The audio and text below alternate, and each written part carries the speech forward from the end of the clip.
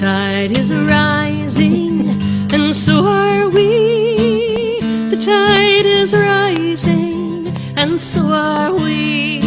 The tide is rising, and so are we. This is where we are called to be. This is where we are called to be. The task is mighty, and so are we.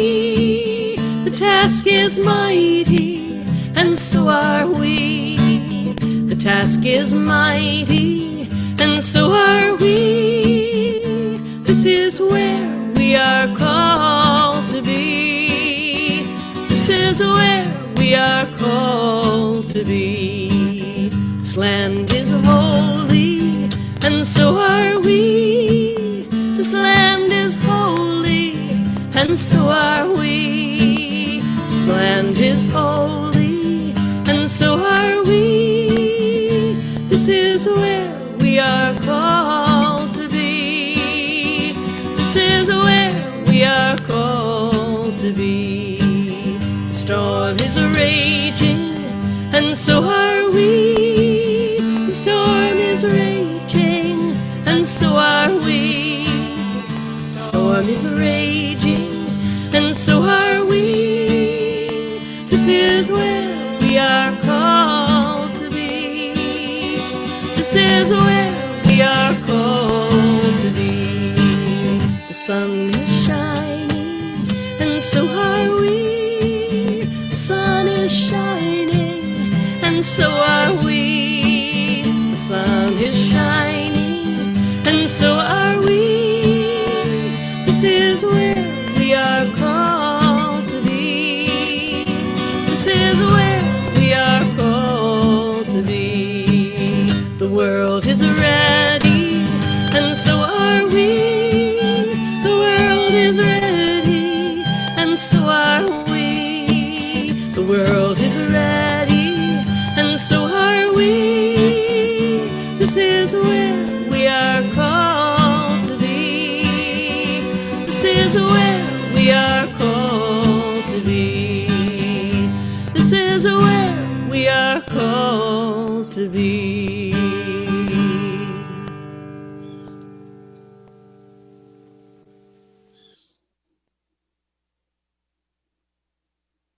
Welcome to the Lake Chapala Unitarian Universalist Fellowship. We are a partially lay-led fellowship, which means that our minister, the Reverend Matt Alspaugh, is part-time, and members of our congregation present some of the services. My name is Fred Harland. I will be your lay leader this morning.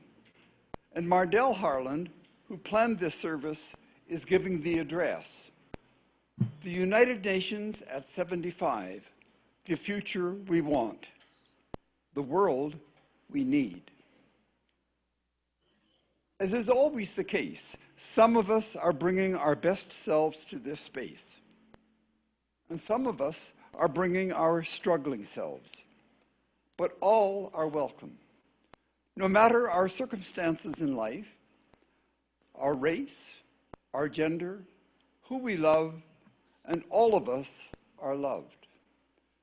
Together we affirm that this day and our being together, albeit on Zoom, can make each of us braver, more compassionate, and wiser than we were when we woke up this morning.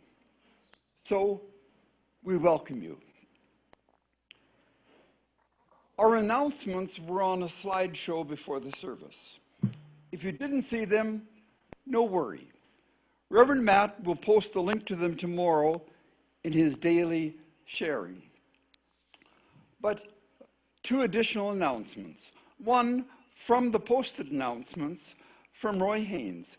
Please submit your Day of the Dead photos today, that's Sunday, October the 25th, to roy_haynes@aol.com for the virtual altar slideshow presentation of passed on loved ones and friends for our service next Sunday, November the 1st. If you have a submission for him, It should include a photo of your loved ones, their names, and their name and relationship to you, your name and relationship to you.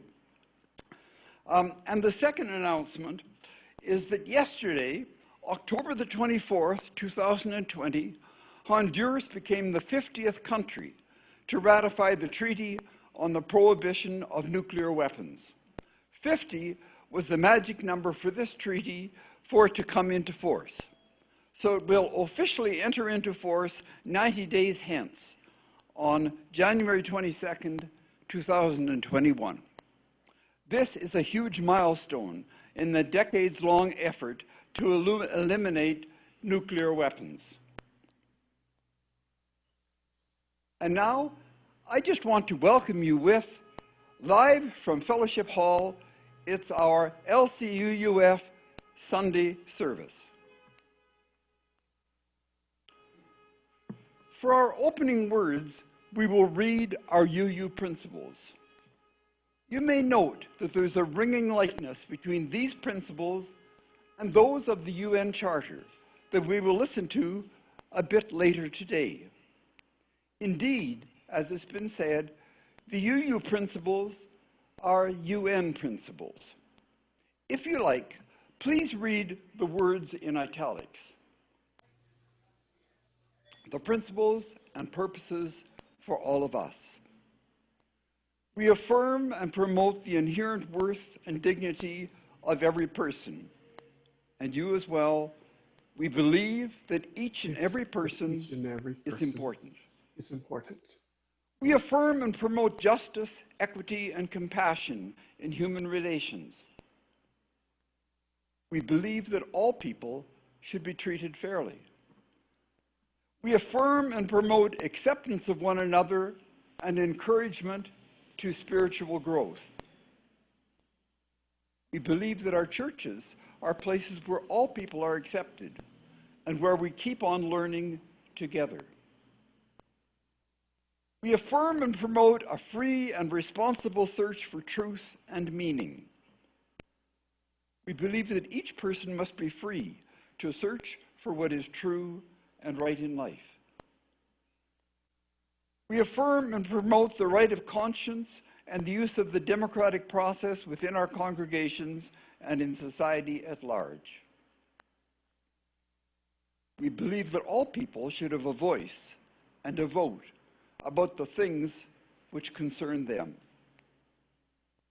We affirm and promote the goal of world community with peace, liberty, and justice for all.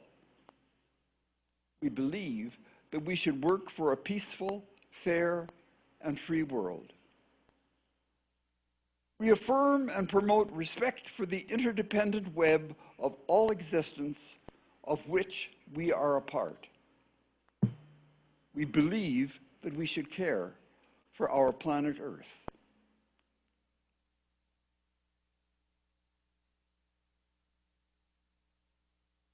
Our chalice lighting words today are from the UUA's office at the UN, The Persistent Flame by Amy Brooks. Even as the days grow shorter, and our homes shrink smaller, and our wicks burn lower, and our will to endure flickers, we light this chalice to kindle a flame of warmth as a reminder of the connection that draws us in to a community that opens us up. In gratitude for the breath in our lungs and the love in our hearts, for the gift of this day, alive. Please light your chalices, and then, if you choose, please sing as Michael plays.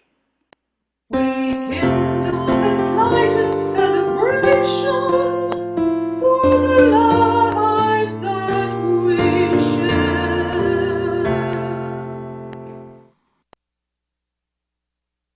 If you like, please join Linda as she sings Our World is One World.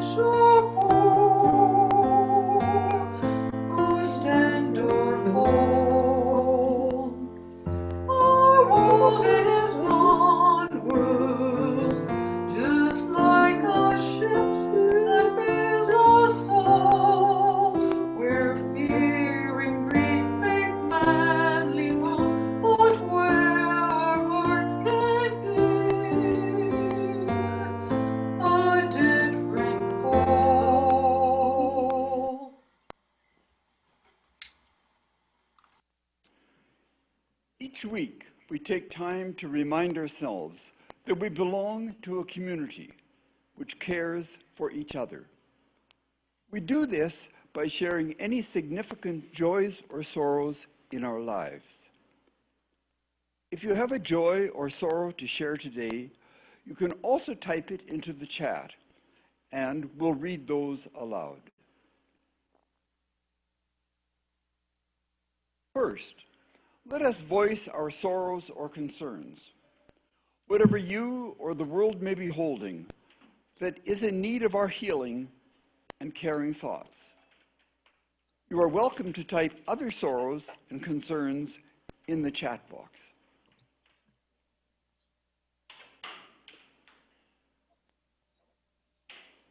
So there is a concern from Trudy, concern for Els and Adolf as Els faces serious illness.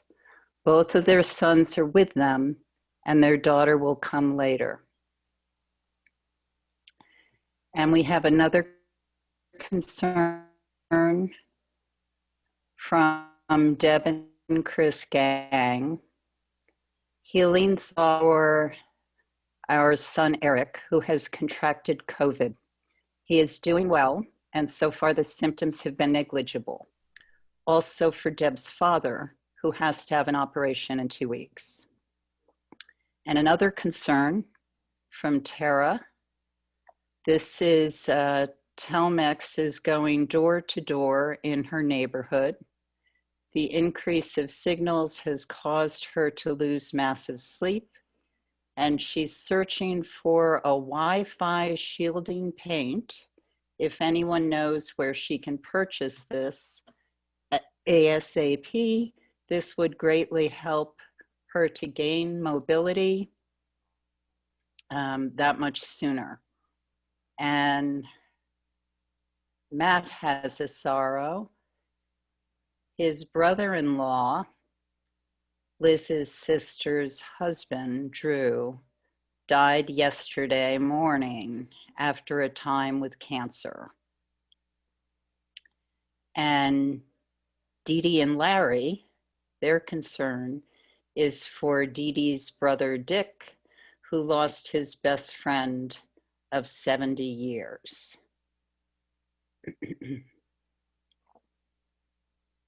And those are the concerns.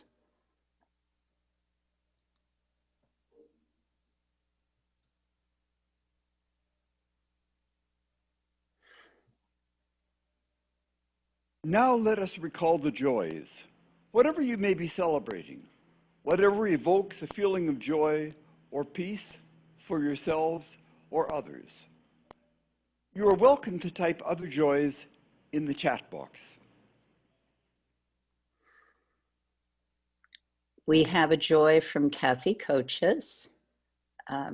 She has completed the project of putting over 650 individual pictures on the LCU UF groups .io page for everyone to enjoy some of our history. I have a joy. Today I celebrate 28 years of marriage to my beloved Mario.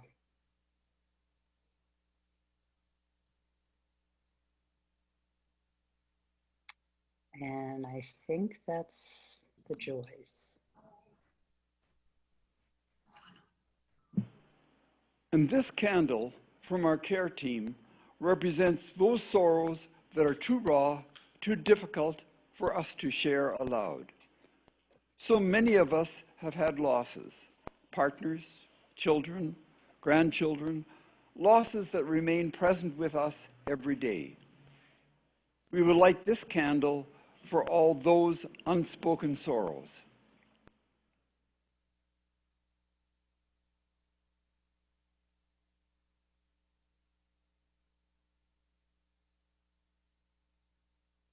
Today's pledge speaker.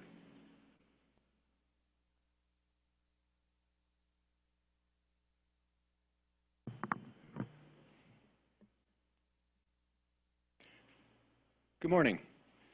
My father ended his search for a religious home at the steps of a 150-year-old Universalist church, an original stop on the Underground Railroad just west of Cleveland, Ohio, when I was still in elementary school. I was blessed to come of age with other UU youth. There were 12 of us, and some Sundays we nearly outnumbered the adults in service. Since those early days, Unitarian Universalism has been an integral part of my life, wherever I've lived. I've served on boards for UU congregations of 100 members and 700 members. And like my father, I had the opportunity to serve as board president during a ministerial transition.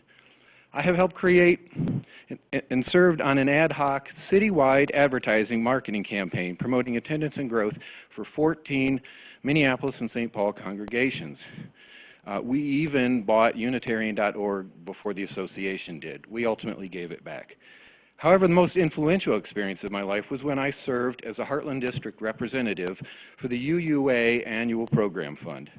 In this role, I was responsible for promoting the value, services, and benefits provided by the Unitarian Universalist Association, financed through monies sometimes generously given by members of congregations, but not always. In addition, my job was to communicate with 53 district congregations with regard to their financial successes as well as the struggles, and to offer support and assistance as requested or needed. I served on this committee for over 7 years, and it remains one of the most rewarding UU experiences of my life. My lifetime of engagement and participation in congregational life has profoundly and positively transformed my views of financial giving.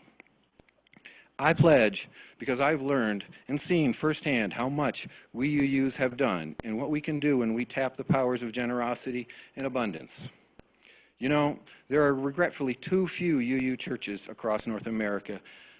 How fortunate are we to have LCUUF here lakeside, when in fact no UU congregations exist in most US and Canadian communities. Over the years, I've worked with too many congregations struggling to keep their RE and music programs running, to pay for minister, or worse, to keep their doors open. To me, every UU congregation is precious, and every closed door a tragedy. Just think about what LCUUF has meant to you, how you felt the first time you walked into this space, or now logged on to our service. How blessed are we? Who would not want others to know that joy, that feeling of hope, having finally found a spiritual home? I know I do, and I have participated and pledged accordingly my whole life. We must continue to do all we can to keep our congregation strong and vital so that those who come after us find the joy of a liberal religious oasis, amazingly here lakeside in Mexico. I was blessed. I grew up UU. I did not have to find a religious space that I had been missing, and for that I am grateful to my parents, my youth group, and the congregations to which I have been a member, including the newest one for me, LCUUF. But experience has taught me that so many people struggle to find or are looking for a welcoming religious experience, and how, when they have found their way into a UU community, they come alive with new friends and a new meaning to life. I have heard, seen, and experienced this so many times that I wish every community could have a UU space, and the thought of a community losing one has always been too much for me to bear. This is why I pledge. The financial goals for the next fiscal year have been set by our pledge team, taking into account fellowship's ongoing operating expenses and our desire to participate in community outreach to help our Mexican neighbors in the local community and beyond. Although our pledge drive continues through November 29th, please submit your pledge as soon as possible. Our pledge goal is 700,000 Mexican pesos for the fiscal year from February 1st, 2021 to January 31st, 2022. Our pledge thermometer shows that we have received 168,000 pesos in pledges as of October 23rd, Friday. Today, towards our pledge goal of 700,000 pesos. To make your pledge for 2021-22 fiscal year, please submit your pledge by sending an email to Lorna Dean. That's LM Dean, DEAN 695 @gmail.com, stating that your pledge to LCUUF is a specific annual amount in U.S. or Canadian dollars or pesos. Put your full name in the email. If a couple is pledging together, put both names in that email.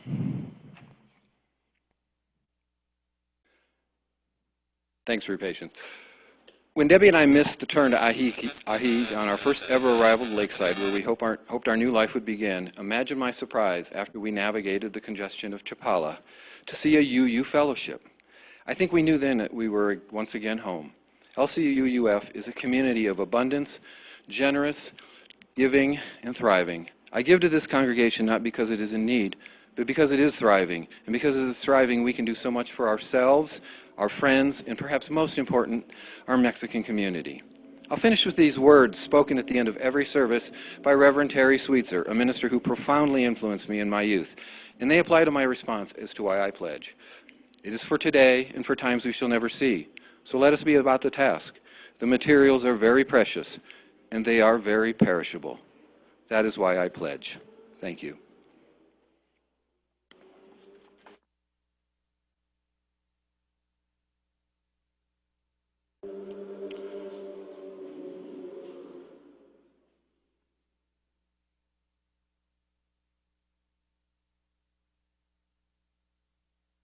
This is the time in our service when we ask that you remember that we share our gifts here through pledging and donations. We are not meeting in person now, but our connections to each other, as well as our contributions to the community, continue. Instructions for payments to the fellowship are on a slide during the announcement every week. And while you are considering your gifts to the fellowship, remember that each month, LCUUF donates 5,000 pesos or more to an organization providing food aid in our Lakeside community. When you pay your pledge, please add something for Share the Basket, as you used to place in pesos in our physical basket. You can donate in the same way that you pay your pledge, but please donate Share the Basket separately, or indicate what part of your donation is for Share the Basket. Your offerings are gratefully received. Reverend Matt gives today's meditation.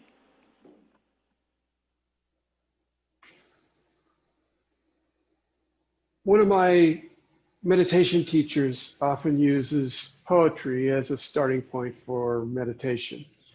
And so I wanted to do that today by offering a poem by Reverend Mark Bellatini, a Unitarian Universalist minister, now retired. This poem may be appropriate for our theme today. It is called World Prayer. A typical week. Near Chengdu in China, blue summer lupine stalks continue to blossom in high meadows. In Yozgat, Turkey, women put mint into their eggplant as their husbands play backgammon down at the cafe. In Chamayo, New Mexico, Diné fathers teach their sons their Navajo heritage and language under blue skies. In Baghdad and Jerusalem and Gaza, eyes stream with tears as prayers for the dead are chanted. In India, on the streets of Mumbai, beggars lift their hands in the shadow of taxicabs whisking visitors from Germany and Holland on their way to computer training at the local technical university. In the forests of Sarawak on the island of Borneo, people who have never heard of Columbus, Ohio, sing a new moon song. And in Punta Arenas, Chile, the camera flashes of tourists once again scare shy penguins off the beach. A typical week, flowers bloom as the sky itself blooms over all of us. Sorrow and joy, eating and mourning, welcoming and learning, foolishness and isolation. A typical week that comes to an end right now in the heartbeat of this brief silence. And so I invite you to take this time of brief silence, to get comfortable, to just sit for a moment, nowhere to go, nothing to do, nothing to be, just to be with those thoughts, to be with those images, or with your own images of this grand and huge world, those images in your mind. Just for a few more moments, let us sit.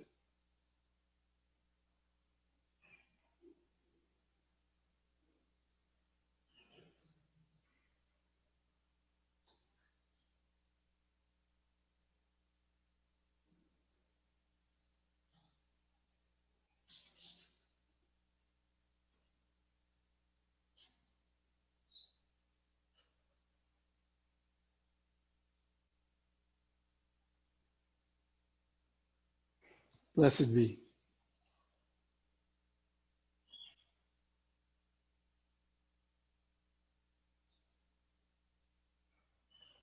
World leaders gathered in San Francisco to sign the Charter of the United Nations, giving birth to an organization that represented new hope for a world emerging from the horrors of the Second World War.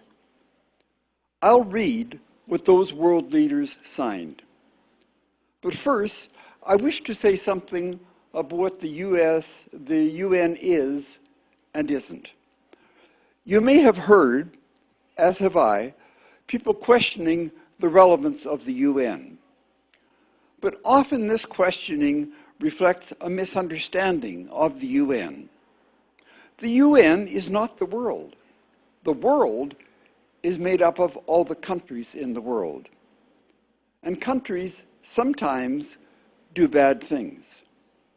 And world leaders back in 1945 did not give the UN power over states, the power to order states to do things. When Russia invaded and annexed Crimea in 2014, in violation of the UN Charter, the UN couldn't stop it. Nor could it stop the United States back in 2003 from invading Iraq. If the UN can't order countries around, what can it do? What it can do is very important. It provides a forum for the countries of the world to deliberate about law and legislation at the international level. As Winston Churchill once put it, to jaw rather than war. And come up with action plans to make the world better. Which is what happened. Yes, we still have conflict. And yes, there's still a lot that needs to be done. But the world is much more peaceful than in 1944. And lives are, in so many ways, much better. To a great extent, because of the UN. So now, let's listen to what world leaders meeting in San Francisco back in 1945 signed. We, the people of the United Nations, determined to save succeeding generations from the scourge of war, which twice in our lifetime has brought untold sorrow to mankind, and to reaffirm faith in fundamental human rights, in the dignity and worth of the human person, in the equal rights of men and women, and of nations large and small, and to establish conditions under which justice and respect for the obligations arising from treaties and other sources of international law can be maintained, and to promote social progress and better standards of life in larger freedom. And for those ends, to practice tolerance and live together in peace with one another as good neighbors, and to unite our strength to maintain international peace and security, and to ensure, by the acceptance of principles and the institution of methods, that armed force shall not be used, save in the common interest, and to employ international machinery for the promotion of the economic and social advancement of all peoples, have resolved to combine our efforts to accomplish these aims.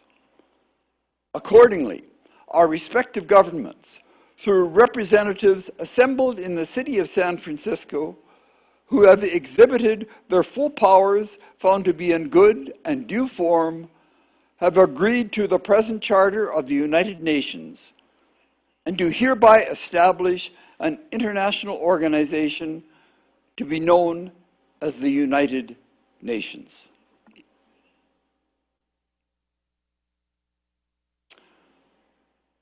Today's presentation is given by Mardele Harland. Mardele has been a member of this congregation from the beginning. She was heavily involved in our music. Among other things, she played the piano for about 10 years. She was instrumental in the development of our Sunday Service Committee, which she also chaired for several years. And as well, she started our LCUUF newsletter. Today, Mardele speaks about the UN at 75, the future we want, the world we need. Mardele.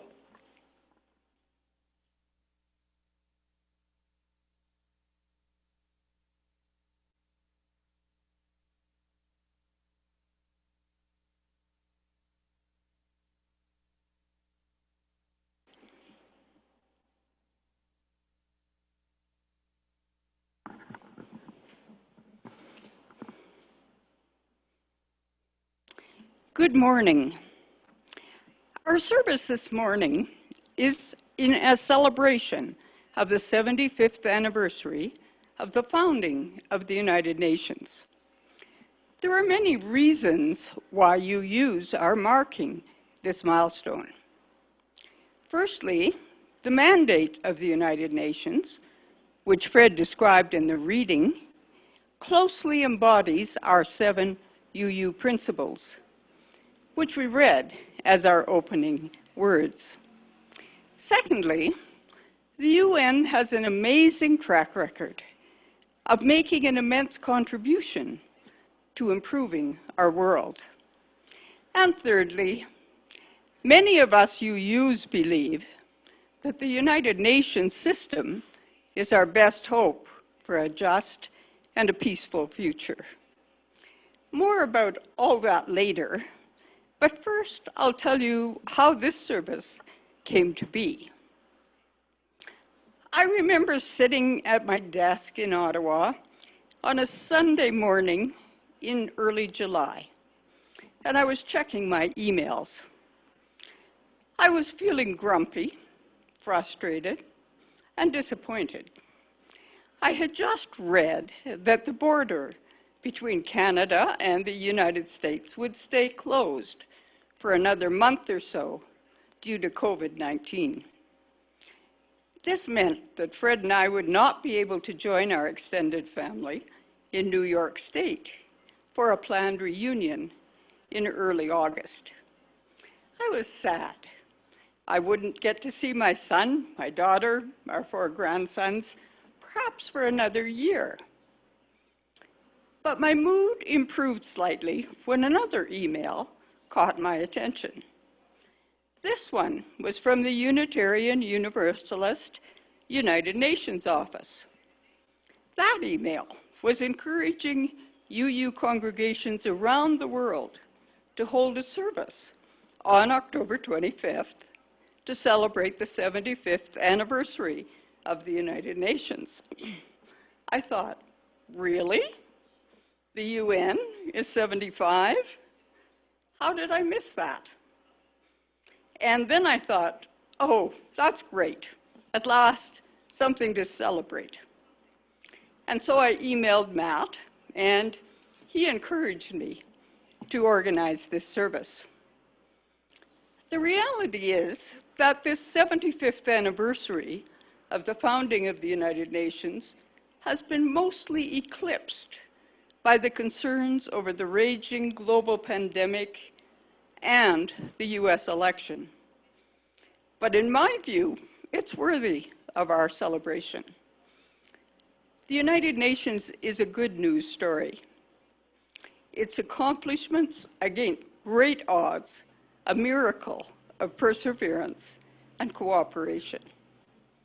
In this presentation, I will review briefly the scope of the work of this complex and multifaceted organization and describe a few of its accomplishments through the lens of personal experience.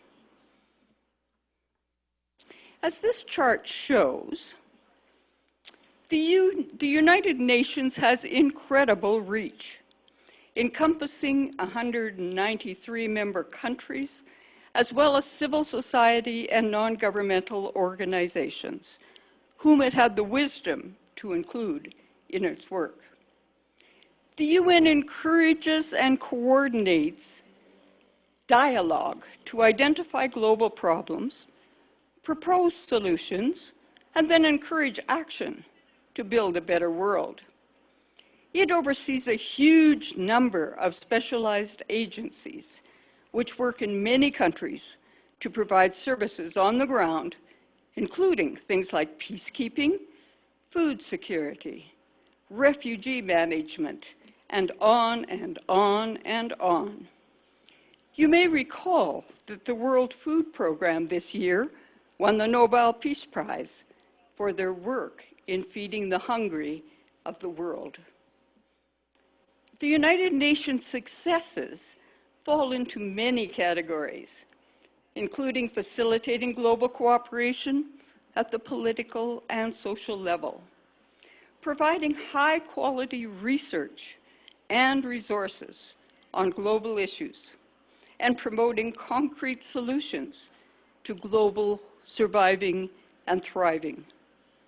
It convenes major global conferences on specific issues, like climate change, the role of women, eliminating poverty, and most recently, identifying a broad roadmap to the future by identifying 17 Sustainable Development Goals in something called Agenda 2030.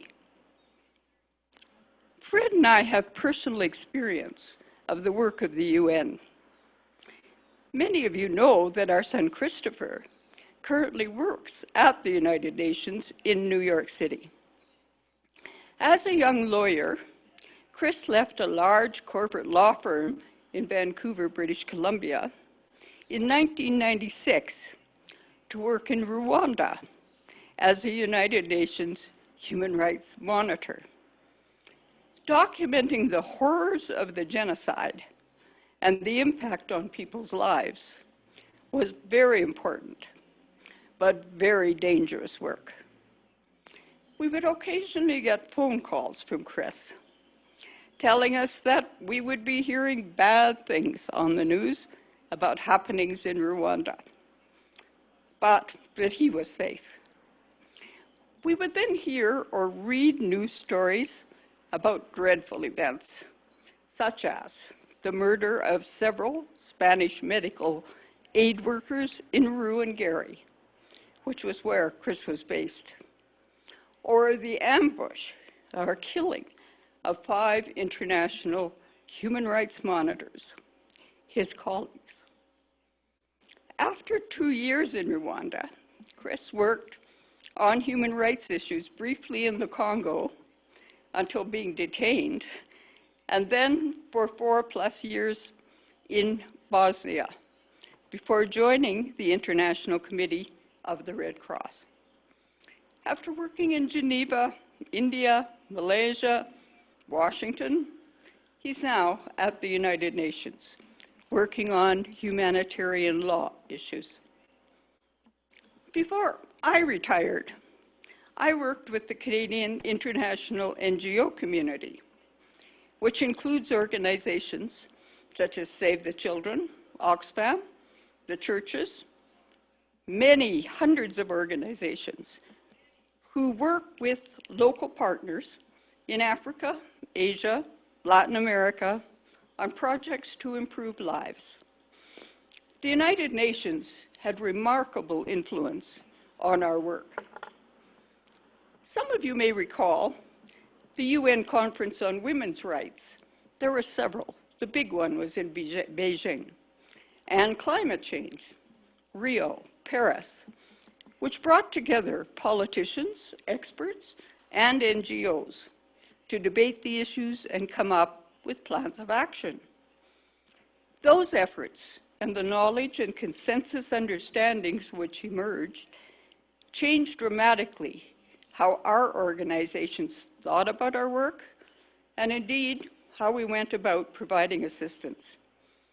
The impact was game-changing.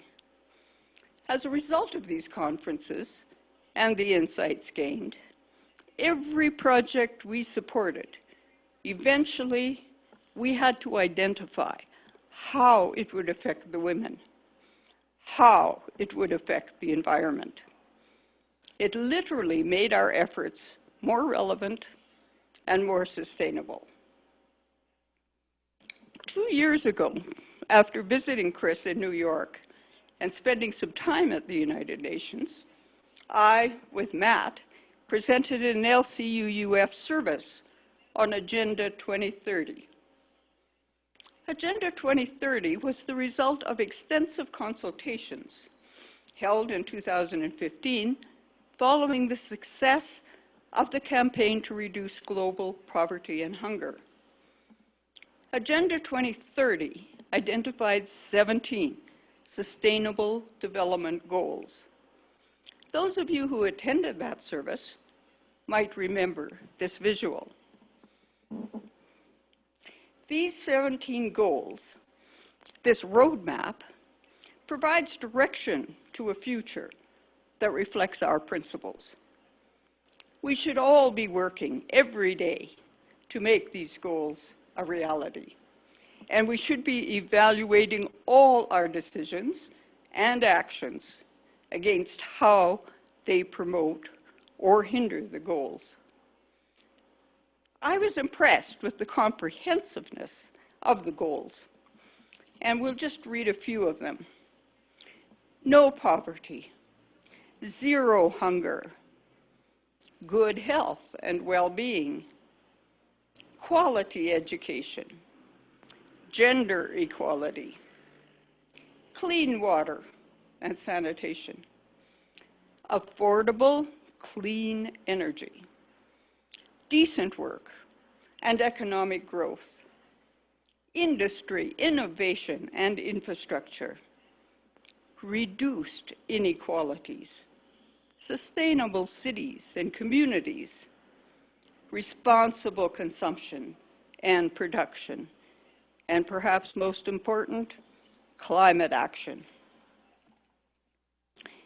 These 17 goals show us a way forward to a future where no one is left behind, where equality and human rights are respected, our interdependence is recognized, and the damage to the environment is contained and reversed.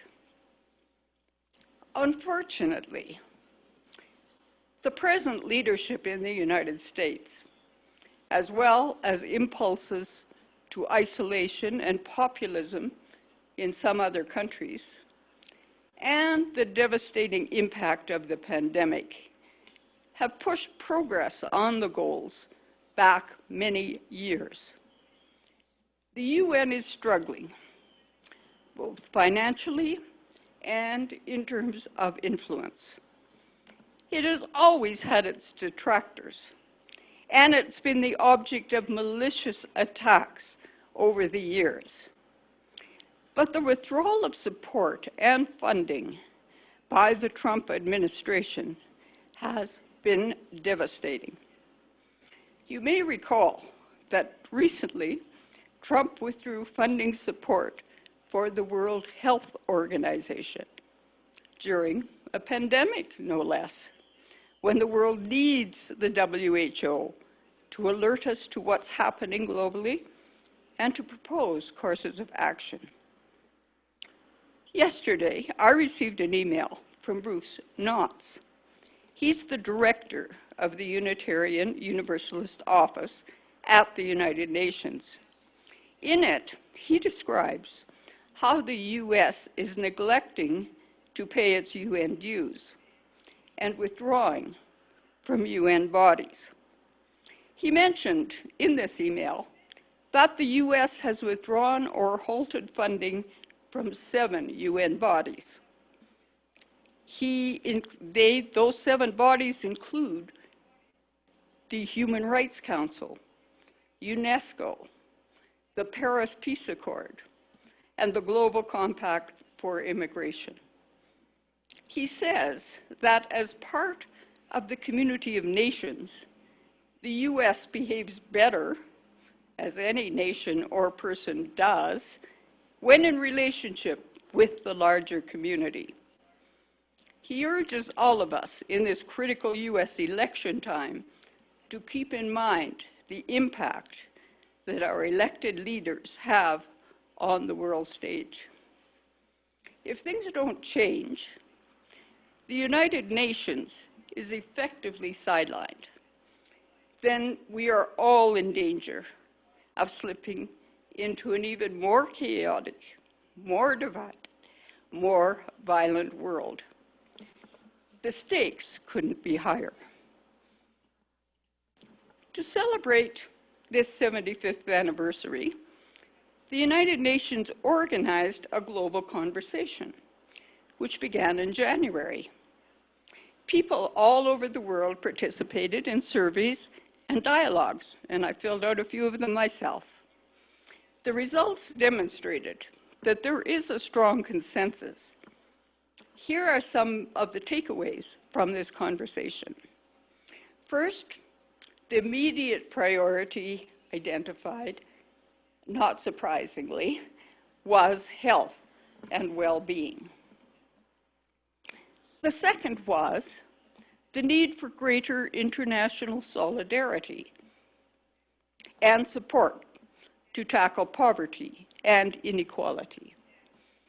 The third was that while health is the major issue right now, people were hopeful that things would improve, as would access to education and women's rights. But number 4, looking to the future, most people thought that dealing with the impact of climate change was the top priority. But they were not hopeful about the outcomes. And number 5, nor were they very hopeful about ensuring greater respect for human rights. Number 6, young people tended to be more optimistic than older people about the future. And number 7, 87% of those participating believed that international cooperation is vital to solving today's challenges and that the United Nations, with its past successes, is vital to this effort. During September, representatives of member countries of the United Nations remotely gave speeches, and they endorsed a declaration. This declaration begins, and I quote, "We, the heads of state and government, representing the peoples of the world, have gathered on the 21st of September, 2020, at the high-level meeting of the General Assembly to commemorate the 75th anniversary of the United Nations.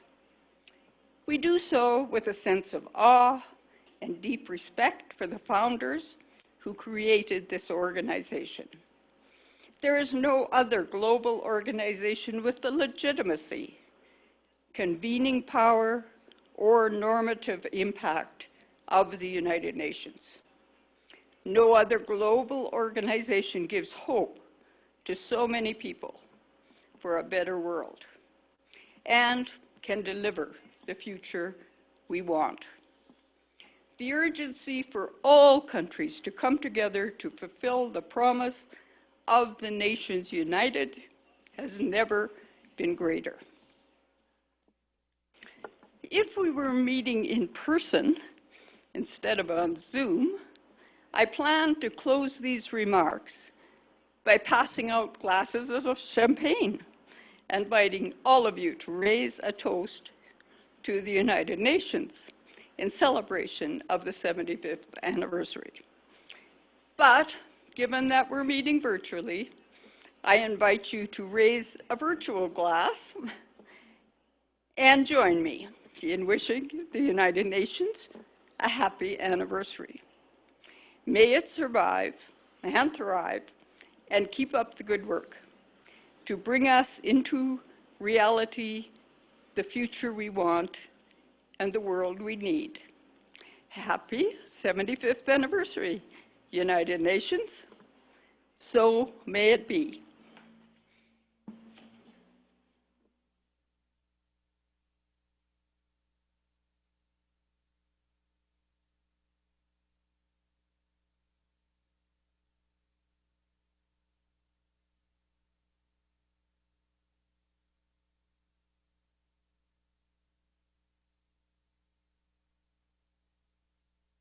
Thank you, Mardele. And now, as we start to close the service, I would like to express a large thank you to the huge number of people who worked so hard to put this service together technically. The slides, the sound, the video, it's a lot of work. Thank you. We will now extinguish our chalice and your chalices. And after doing that, we will play a video from the United Nations that serves as both today's closing words and postlude. Let us extinguish our chalices with these words which we read together. We extinguish this flame, but not the light of truth, the warmth of community, or the fire of commitment. These we keep in our hearts and share with all the world.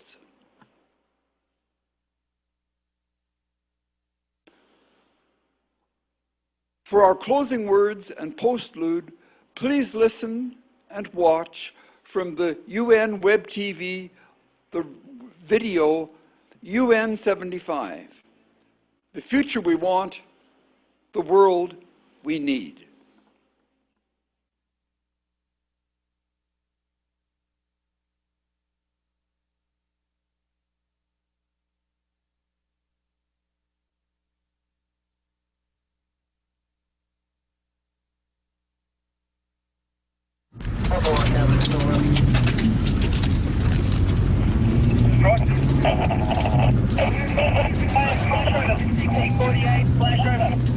Our world is facing unprecedented challenges.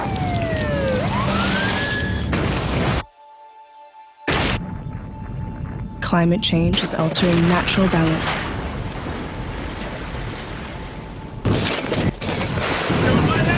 And our precious wildlife is struggling to survive. We are battling a new era of conflict and violence. There's the disruptive impact from digital technologies and shifting demographics with gaping inequalities. Now, a global epidemic is reshaping our world as we know it. We are at a crossroad at a time when our world seems so divided. Our world is struggling to breathe.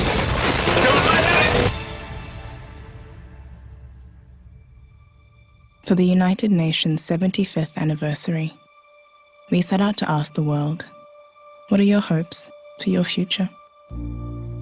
If you could choose one thing to say to the UN, to world leaders about the future, what would that be?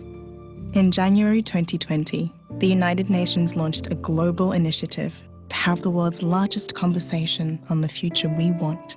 Discussions have taken place in all settings, from classrooms to boardrooms, parliaments to village halls across the world, in order to reach as many people as possible.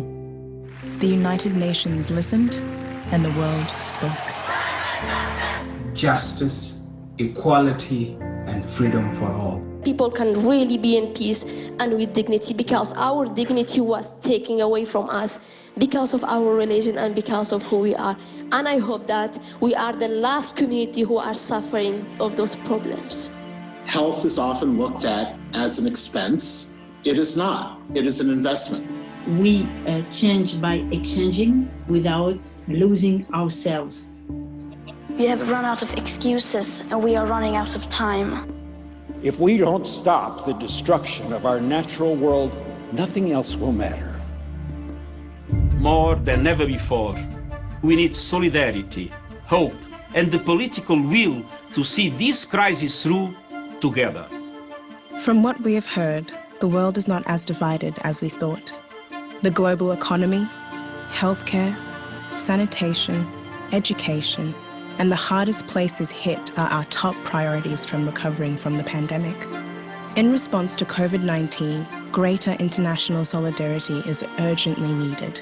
The threat of climate change and destruction of our natural environment is the biggest fear for the future. We need increased efforts to reduce conflict and violence, and we aspire to further protect human rights. For optimism about our future, we need to look to our young people. The overwhelming majority of us believe global cooperation is more vital than ever. Every time we fail to find solutions to global challenges, the most vulnerable people in our societies are hit the hardest.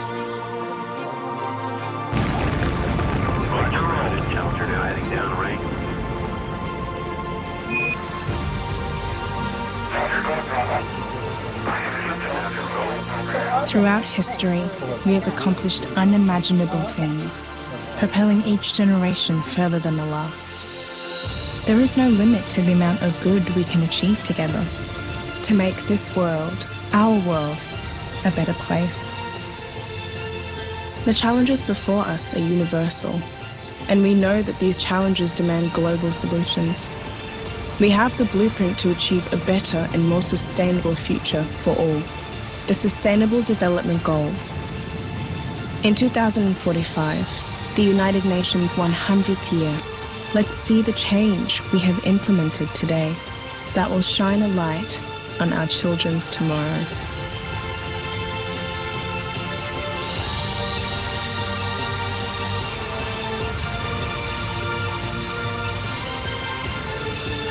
Change is coming.